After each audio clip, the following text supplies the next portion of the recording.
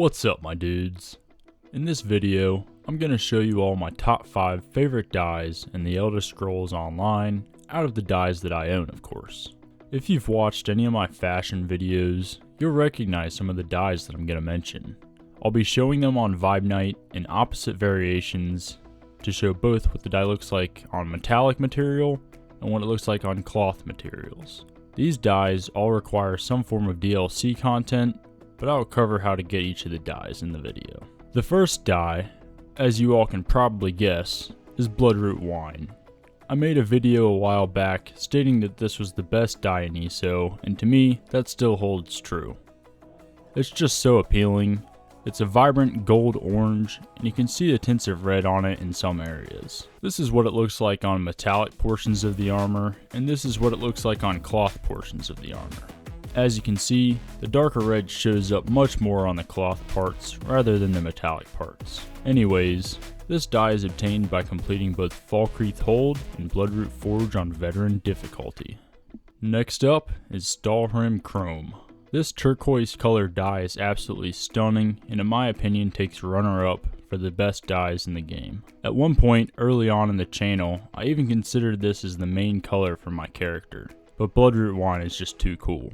The metallic parts of the armor, as you can see, really pop, and any light shining on the armor provides some white highlights that look pretty cool. The cloth parts of the armor, as you can see here, still have the metallic shine to them, but some of the armor pieces seem darker than others, so I would recommend just using the dye on the metallic parts of your armor.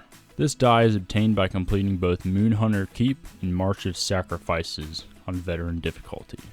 The third dye I want to mention is Mora's Mauve.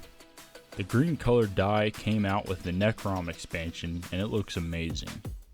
It's a nice vibrant green, and the first time I ever wore it in game, someone whispered me asking if I was sponsored by Razer. Sadly no. No, I am not, but I can see why you would think that. Anyways, this is what it looks like on the metallic parts, and you get something really cool when it's applied to cloth parts of your gear. As you can see here, some armor styles show up as an odd purple shade, while others show up green.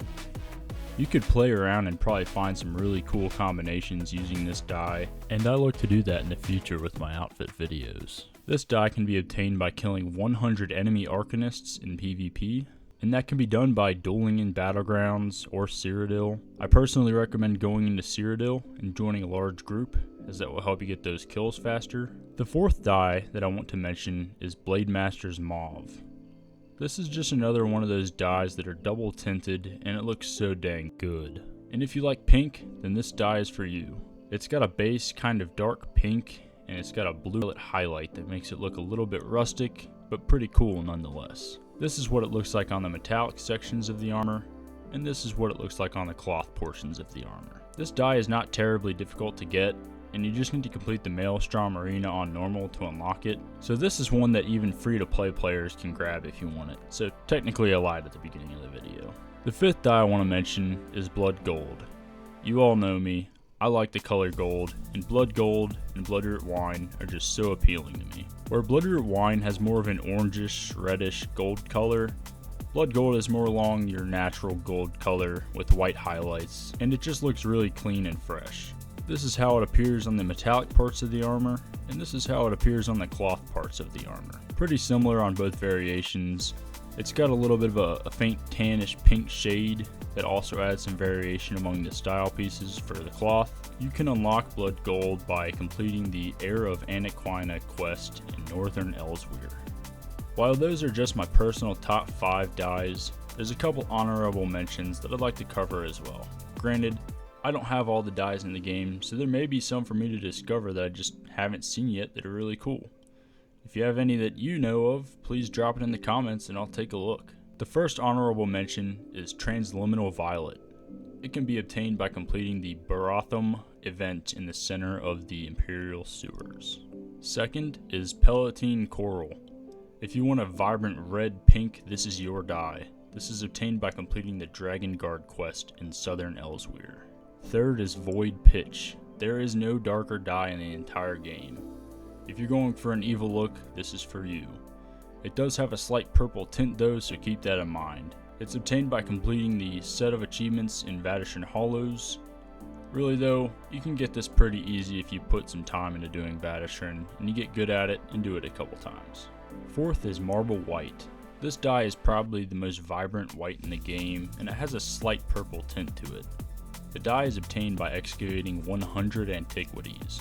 Fifth is Spectral Blue. This dye works really well for bluish silver, if that's what you're going for.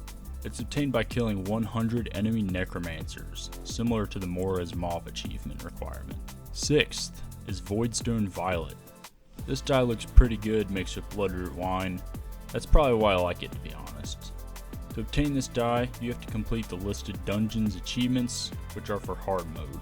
Seventh is Celestial Violet. I think this dye just looks good for a polished steel type dye. It can be obtained by completing a weekly veteran trial within 33 minutes. You're gonna need a solid team for that. And the last honorable mention I have is Fire Drake's Red. Mainly because it has this cool effect on metallic pieces that removes any and all light glare or highlights. It's a very matte, I don't know if I'm saying that right. It's a very matte color. This is gained by the Pit Hero achievement, which is killing 1,000 players in Battlegrounds.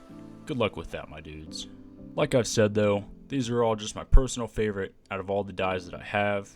I'm sure there are plenty for me to discover that you may already have. And if you have any recommendations, like I said, please throw them in the comments. And with that, I'll see you in the next one, my dudes.